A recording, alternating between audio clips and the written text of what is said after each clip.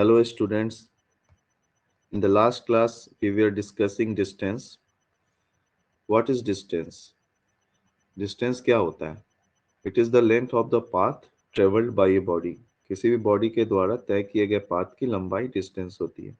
इसकी SI unit metre होती है और ये एक स्केलर क्वांटिटी होता है, मतलब इसके पास सिर्फ मैग्नीट्यूड होता है। Distance can never be negative. Distance कभी भी निगेटिव नहीं हो सकता है, चूंकि डिस्टेंस एक स्केलर क्वांटिटी है तो इरेस्पेक्टिव ऑफ डायरेक्शन वो सिंपली एड अप होता जाता है। जैसे इस एग्जांपल में जब कोई बॉडी ए टू बी गया तो इसका जो पाथ है ए बी, इसकी लंबाई 3 मीटर है। सो डिस्टेंस कितना हो गया? 3 मीटर। फिर ये बॉडी दूसरे डायरेक्शन में दूसरा पाथ तय करता है बी टू सी, जिसकी लंबाई है 4 मीटर। तो यहाँ सिंपली जो टोटल लेंथ एड अप हो गया है 7 metre irrespective of direction. So total distance कितना हो गया? A B plus B C, 3 metre plus 4 metre is equal to 7 metre. So ये कभी भी निगेटिव नहीं हो सकता है। Displacement displacement is the shortest distance between the initial position and the final position of a moving body. तो किसी भी मूविंग बॉडी का जो इनिशियल पोजीशन और फाइनल पोजीशन होता है उसके बीच जो शॉर्टेस्ट डिस्टेंस है वो डिस्प्लेसमेंट कहलाता है। प्रीवियस एग्जांपल में देखिए, जैसे कि ये बॉडी है, इसकी इनिशियल पोजीशन ए है और फाइनल पोजीशन सी है। तो ए और सी के बीच जो शॉर्टेस्ट डिस्टेंस है वो ए सी होगा। सो डिस्प्लेसमेंट एक वेक्टर क्वांटिटी है, तो इस किसी भी वेक्टर क्वांटिटी को हम एक एरो से रिप्रेजेंट करते हैं। तो ये ए सी एक एरो से रिप्रेजेंट होगा जो कि पॉइंटेड होगा from initial position to final position. So direction इसकी हो जाएगी ए टू सी। सो ये एरो इसकी डायरेक्शन को इंडिकेट करता है। वहीं इस एरो की जो लेंथ है, एरो की जो लेंथ होगी वो मैग्नीट्यूड होगा डिस्प्लेसमेंट का। सो एरो का जो लेंथ है वो डिस्प्लेसमेंट का मैग्नीट्यूड है। उसको सिंपली हम पाइथागोरस थ्योरम से निकाल सकते हैं। यहाँ पर सिंस यह एक राइट एंगल ट्राइंगल बन रहा है तो इस ए बी बेस हो गया और बी सी परपेंडिकुलर हो गया, और ए सी जो है एरो का लेंथ, एरो का जो लेंथ है वो हाइपोटेन्यूज हो गया। तो हम पाइथागोरस थ्योरम अप्लाई करके सिंपली हम डिस्प्लेसमेंट का मैग्नीट्यूड निकाल सकते हैं। सो डिस्प्लेसमेंट का मैग्नीट्यूड यहाँ पर ये हो गया A C equal to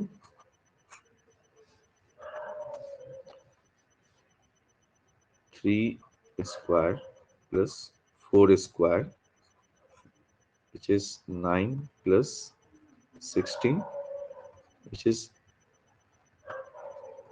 square root of 25, so 5 मीटर। सो पाइथागोरस थ्योरम अप्लाई करके हम AC का लेंथ निकाल सकते हैं जो कि है square root of perpendicular square plus base square. So यहाँ बेस स्क्वायर, यहाँ पर बेस 3 है, 3 मीटर है। So base square plus perpendicular square, perpendicular 4 meter है। सो दोनों का स्क्वायर करके स्क्वायर रूट निकाल लेंगे जो कि स्क्वायर रूट ऑफ 25 आ रहा है, वो 5 मीटर है। सो यहाँ से हम मैग्नीट्यूड निकाल लिए डिस्प्लेसमेंट का। और ये जो डायरेक्शन है, यदि हम ऊपर वाले डायरेक्शन को नॉर्थ, नीचे वाले को साउथ, राइट वाले को ईस्ट और लेफ्ट वाले को वेस्ट दर्शाते हैं तो ये वाला डायरेक्शन जो कि इस तरफ है ये नॉर्थ ईस्ट हो जाएगा। तो ये डायरेक्शन नॉर्थ ईस्ट हो गया।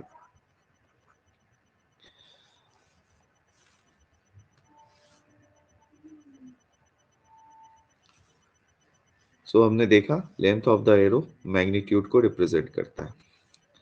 डिस्प्लेसमेंट कैन बी पॉजिटिव और निगेटिव और जीरो। ये हम आगे के एग्जांपल्स में देखेंगे कि कैसे डिस्प्लेसमेंट पॉजिटिव होता है, निगेटिव हो सकता है और जीरो हो सकता है। अगर हम किसी पार्टिकुलर डायरेक्शन को पॉजिटिव मान लेते हैं और मोशन उसके जस्ट अपोजिट डायरेक्शन में हो रहा है तो डिस्प्लेसमेंट हमारा निगेटिव हो जाएगा। सो हम एग्जाम्पल के जरिए समझेंगे।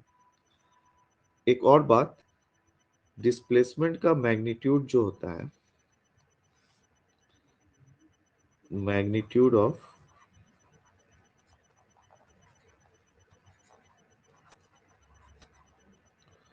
displacement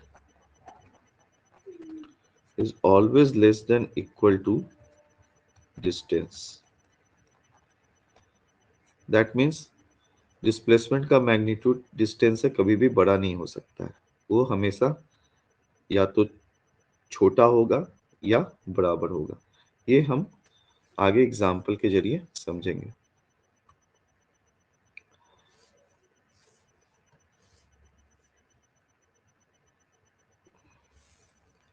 जैसे ये एग्जाम्पल देखते हैं। इस पहले एग्जाम्पल में ये स्ट्रेट पाथ है और ये डिफरेंट डिस्टेंस पर ये इनकी पोजीशंस, बॉडी की पोजीशंस मार्क की गई है। जैसे बॉडी की इनिशियल पोजीशन ए है, फिर बी है, बी पोजीशन 10 मीटर पे है, सी पोजीशन 20 मीटर पे है, similarly D E F G H, ये सारे पोजीशंस है। Suppose body A to H, position A to H travel करता है, तो डिस्टेंस कितना होगा और डिस्प्लेसमेंट कितना होगा। तो हम जानते हैं डिस्टेंस क्या होता है, it is the length of the path travelled by a body. So A to H total length कितना हो गया, 70 मीटर, तो हमारा डिस्टेंस हो जाएगा 70 meter. Then what is displacement? Displacement is the shortest distance between initial and final position, जिसको हम एक एरो से रिप्रेजेंट कर सकते हैं। तो डिस्प्लेसमेंट का ये एरो हो गया। सो इस एरो का लेंथ डिस्प्लेसमेंट का मैग्नीट्यूड रिप्रेजेंट करता है, जो अगेन 70 मीटर है। If we assume right direction as positive, तो डिस्प्लेसमेंट का डायरेक्शन क्या होता है, an arrow pointed from initial to final position. मतलब जो एरो का हेड जिधर जाता है वो डायरेक्शन हो जाता है डिस्प्लेसमेंट का। तो ये एरो का हेड टूवर्ड्स राइट है, मतलब पॉजिटिव डायरेक्शन में है, तो इसका डायरेक्शन हो गया plus, positive plus 70 meter. In second example, body travels A to H, then H to F. So first body travels A to H, then it come back and till this position it travels A to H and H to F. So total distance is 70 plus 20, that is 90 meter. So 90 meter is the total distance, and displacement is how much? As we know, displacement is the arrow between initial and final position. So initial position is A, final position is F. So we'll draw an arrow from initial position to final position. The length of the arrow will be the magnitude of displacement. So how much is the length? 10 plus 10, 20, 30, 40, 50. So the magnitude of displacement is 50, 50 meter. Okay. And as we assumed right direction as positive, so the direction of displacement will be positive. So it is plus 50. Direction is positive. Now in next example,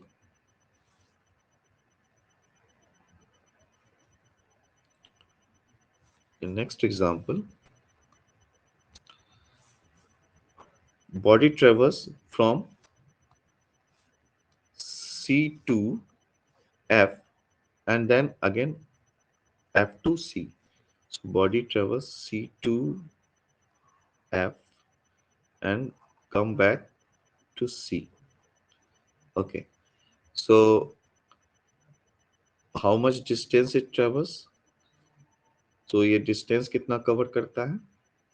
C to F हो गया आपका 30 metre, फिर again F to C ये वापस आ जाता है, तो 30 plus 30 that means 60 meter. Distance कितना हो गया? 60 मीटर. और displacement as we know it is the shortest distance between initial and final position. तो यहाँ इनिशियल और फाइनल पोजीशन दोनों सी ही हैं, क्योंकि बॉडी सी टू एफ गया फिर एफ टू सी पहुंच गया, तो इसका इनिशियल पोजीशन भी सी था और फाइनल पोजीशन भी सी हो गया, तो डिस्प्लेसमेंट हमारा 0 हो गया. तो इस एग्जांपल में हम देख रहे हैं कि हमारा डिस्प्लेसमेंट 0 हो जाता है. इसके प्रीवियस एग्जांपल में हमने देखा डिस्प्लेसमेंट हमारा पॉजिटिव है, और इसके प्रीवियस एग्जांपल में हमने क्या देखा कि डिस्प्लेसमेंट हमारा पॉजिटिव है और डिस्टेंस के इक्वल है, और in every case distance is greater than displacement. जैसे पहले केस में आइदर डिस्टेंस इज ग्रेटर और इक्वल टू डिस्प्लेसमेंट. पहले केस में क्या है, डिस्टेंस 70 मीटर है और डिस्प्लेसमेंट का मैग्नीट्यूड भी 70 मीटर है. दूसरे केस में डिस्टेंस 90 मीटर है और डिस्प्लेसमेंट का मैग्नीट्यूड 50 मीटर है. और तीसरे केस में डिस्टेंस 60 मीटर है और डिस्प्लेसमेंट 0 है. तो डिस्प्लेसमेंट का मैग्नीट्यूड से डिस्टेंस या तो बड़ा होता है या इक्वल टू होता है. नेक्स्ट केस में हम देखेंगे डिस्प्लेसमेंट निगेटिव कैसे होता है. तो ये एग्जांपल है. इस एग्जांपल में कोई बॉडी D टू F गया है फिर F टू B गया है. सो कोई बॉडी D टू F गया मतलब इस पोजीशन से इस पोजीशन गया है ऐसे, फिर F टू B गया है, F टू B मतलब यहाँ आया. ओके. सो टोटल डिस्टेंस कितना कवर हो गया? तो D टू F हो गया 20 मीटर, फिर again it come back to D, so 20 plus 20 40 meter, 40 meter plus 20 meter that means 60 meter. So total distance यहाँ तय किया इसने 60 मीटर. टोटल डिस्टेंस 60 मीटर हो गया. और डिस्प्लेसमेंट हमारा क्या होगा? यहाँ इनिशियल पोजीशन हमारा क्या है? D है. इनिशियल पोजीशन हमारा D है और फाइनल पोजीशन B है. तो हम एरो एक बनाएंगे इनिशियल टू फाइनल पोजीशन, जो कि इस प्रकार होगा. तो ये हमारा डिस्प्लेसमेंट वेक्टर हो गया. तो डिस्प्लेसमेंट का मैग्नीट्यूड क्या हो जाएगा? ये इस एरो का लेंथ. तो इस एरो का लेंथ कितना है? 20 मीटर. 20 मीटर इस एरो का लेंथ है. और डायरेक्शन क्या हो जाएगा? As we have assumed right direction as positive, so this left direction will be negative. So यहाँ डिस्प्लेसमेंट क्या हो जाएगा? Negative, -20 metre. -20 मीटर.